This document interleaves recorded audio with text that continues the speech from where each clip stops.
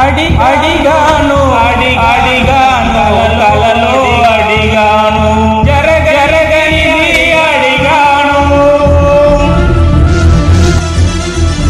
మంచి పరిపాలన అడిగాను, మంచి నాయకుడిని అడిగాను, బూతులు మాట్లాడని నాయకుడిని అడిగాను, మర్యాదగా మాట్లాడే నాయకుడిని అడిగాను, స్వార్థం లేని నాయకుడిని అడిగాను,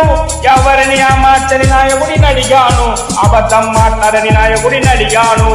డబ్బు ఇవ్వకుండా గెలిచే నాయకుడిని అడిగాను, భూములను ఆక్రమించని నాయకుడిని అడిగాను, దోచుకున్న దాన్ని పక్క రాష్ట్రంలో దాచని నాయకుడిని అడిగాను, అక్రమ సంబంధం లేని నాయకుడిని అడిగాను,